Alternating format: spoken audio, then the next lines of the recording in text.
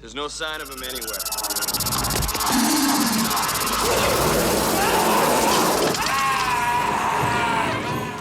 10 bygone horror films with amazing monsters and creatures that need your attention now. If someone asked us to describe 80s horror in brief, we would say it was cheesy, campy, and yet entertaining. There was some magic in the campy nature of the narration, the cheesy effects, and some incredible monsters. The audiences would be spellbound even while watching trashy content, and these movies deserve no less credit than the classics for being such entertainers. Some legendary people handled the manual effects for the creatures and monsters, and through their creativity, they crafted some unforgettable moments in cinematic history. In this video, we will take you through some of the golden 80s content that had terrifying monsters that were absolute masterpieces. Some of our entries are from the 90s, but these are movies that carried forward the tradition of the 80s meticulously. Before we go into our list, we have a very small request. If you like our content, please support us by subscribing to our channel. This is a small click from you, but it means a lot to us. Thank you. Let's begin.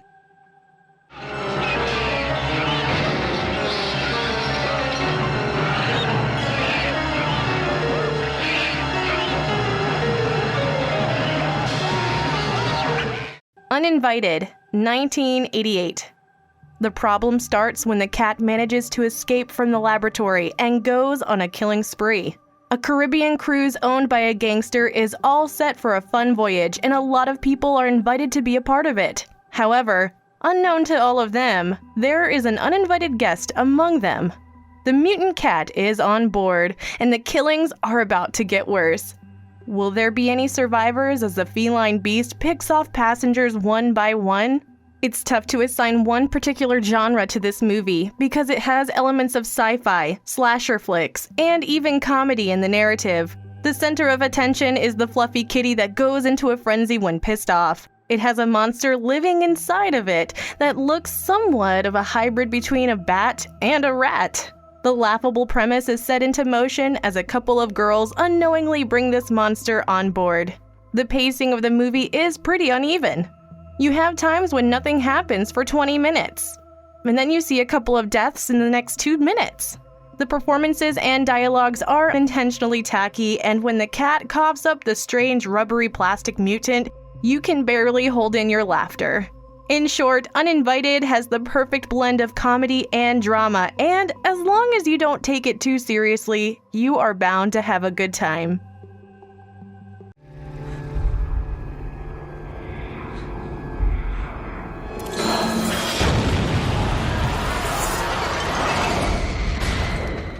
House on Haunted Hill, 1999.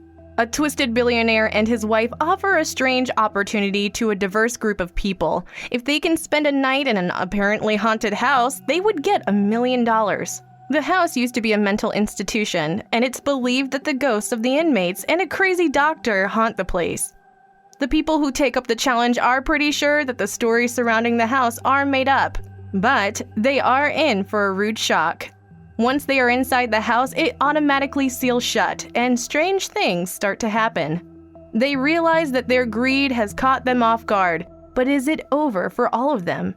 Instead of assigning the term remake for this movie, we would like to say that it's reimagined. The high-tech special effects mark one of the major changes from its predecessor, and this movie narrates a surprisingly creepy story. The plot has been expanded, and the ending of the original film is only about the halfway mark for this movie. The gore and violence are smartly used, and the imaginative visuals of Dr. Vanicut moving around the house inspire the permanency of the eerie theme.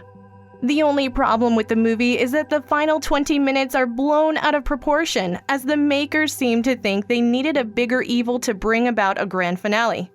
You have CGI beasts, and the film becomes just another creature feature. However, besides this one issue, House on Haunted Hill works just fine. The acting performances by Famke Janssen, Peter Gallagher, and Taye Diggs are quite impressive. The surrealist CGI effects are inspired by H.P. Lovecraft, and filmmaker William Castle went the extra mile to get things right.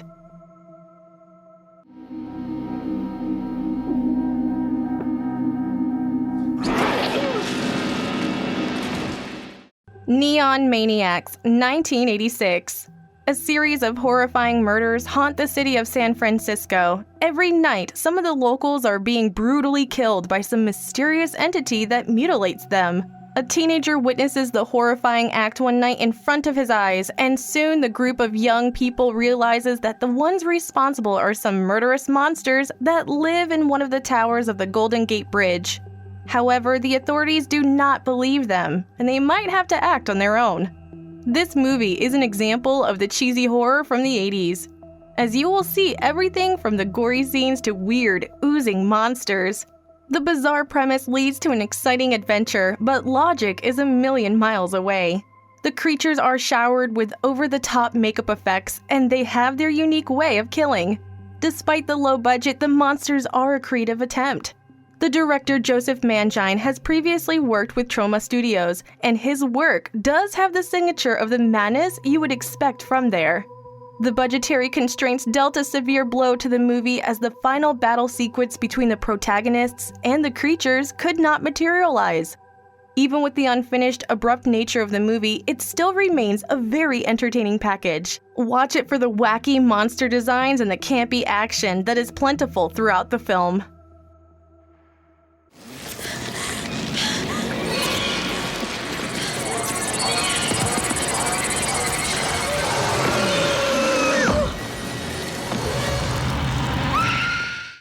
The Fly 2, 1989. Do you remember the Brundlefly when a teleportation experiment went wrong?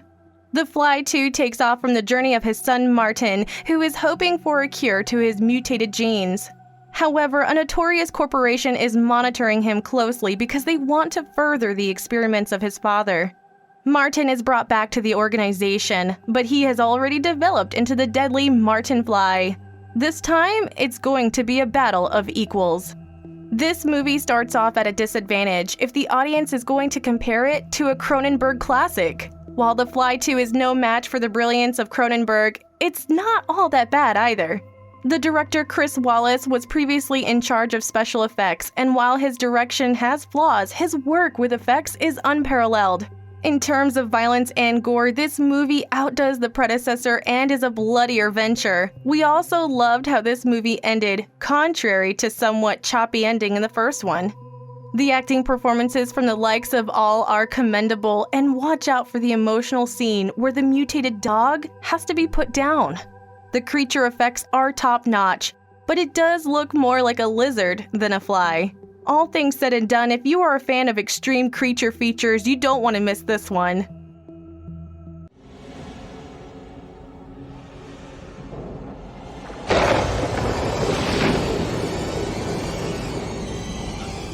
The Unholy, 1988. New Orleans is suddenly haunted by a demon that kills priests in the churches around the city. It disguises itself as an astoundingly beautiful lady and tries to lure the priests into a state where their faith and vows are tested. Father Michael is brought in to fight this demon called Desiderius, and even he is tested to his breaking point as the lady tries seducing him as well. His inner strength would have to be strong enough as Desiderius kills the sinner in the act of sinning. Can he stop this evil entity, or will he join the other fallen priests? Contrary to the usual 80s horror, this movie will manage to creep you out. Right from the terrifying opening sequence, the film will draw your attention and make sure that you stay glued to your seats. The evil in the form of a ravishing beauty offers an alluring element in the creepy premise. You simply cannot miss the kick-ass 80s special effects in this movie, and scenes like the one where the demon midget explodes are unforgettable. There is a hint of stop-motion animation being used towards the end, and overall the effects are pretty impressive. We also love the uncanny musical score that syncs with the eerie vibe. There are some good actors in the mix of things, and Ben Cross, Nicole Fortier, Ruben Rabasa, and the others pull off some amazing work. The uniqueness of The Unholy makes it a must-watch for horror fans, and the 80s charm will be the added bonus for the viewer.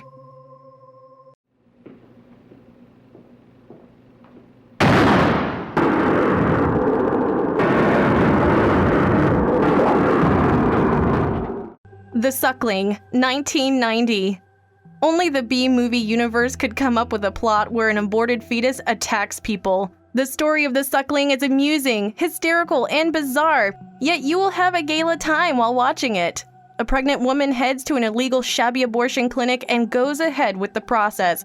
However, things do not go according to plan, and the mutated fetus is soon seen attacking people at the clinic. Is it possible to contain the wrath of a murderous fetus? You have to start off by ignoring the absurdity of the plot. Yes, logic dies a slow death, but entertainment rises from the ashes. Even the most graphic scenes in the movie have a touch of humor, and that has been intentionally incorporated in the plot. At times, you will be reminded of scenes from Hellraiser and Basket Case, but for a major part of the movie, it remains original. The fetus mutation scene is simply hilarious, and it's a laugh riot as the fetus grows into a gigantic goofy monster. The monster suit that was used cost a whopping $10,000 in the making.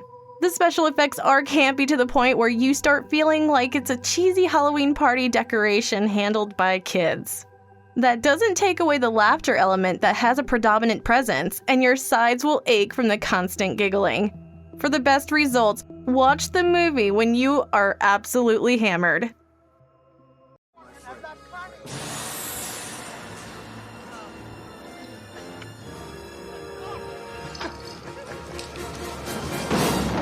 Honey, I'm home!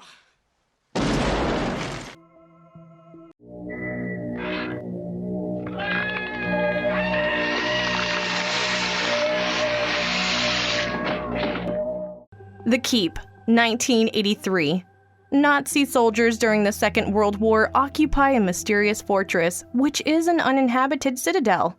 Two soldiers accidentally release a strange force that was trapped within the walls, and it starts killing the soldiers. They soon realize that there is no easy way to rein in the demonic force, and the only key to their survival might be in a Jewish historian held at a concentration camp. However, when the demonic force takes a liking to the Jewish man, things take a nasty turn for the soldiers. This movie has been rightly described as a fairy tale for adults, and just like stories, The Keep has the power of dreams. The plot packs quite a punch with elements of action, terror, violence, and incredible suspense that prevails through much of the movie. This film is even more special courtesy of the work by Wally Weavers, the legendary visual effects supervisor. The demonic character was called Radu Molazar, and the idea was conceived by a French comics artist named Enki Bilal. The direction of Michael Mann and the expertise of Wally Weavers make this movie a visually enriching experience. The soundtrack in the film is a bit lacking, but the flaws are easily masked by the skillful acting performances and brilliant dialogues. The star-studded cast, including Scott Glenn, Sir Ian McKellen, and Jurgen Prochnow, do justice to their roles. If strange storylines are to your liking, The Keep will definitely be an intriguing watch for you. Can't you hear it? Hear what?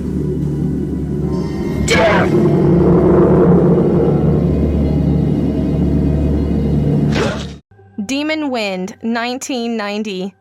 Corey heads back to the broken-down farmhouse where his grandparents had died under mysterious circumstances. He is accompanied by his friends and they investigate the cause behind the strange deaths.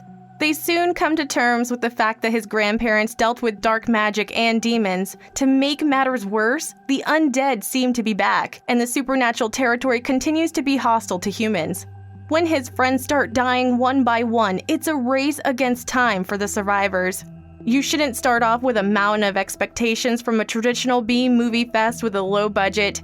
Demon Wind is no Oscar-worthy gem, but filled with zombies and funny one-liners. It makes for an entertaining movie night. Charles Philip Moore handles the direction pretty well and knows exactly what the audience would want from such a storyline. The plot focuses on the dangerous evil forces that seem to have a connection to Satan. The runtime is probably a bit longer than what was desired, and at times the film slacks in terms of the pacing. One of the biggest wins, though, for this movie is the incredible work with makeup and costume design. The look of the demons is fascinating, and the scenes where the demons rip into people are made pretty realistic. In a nutshell, Demon Wind might be a one-time watch, but it sure as hell would be a fun time for the viewer.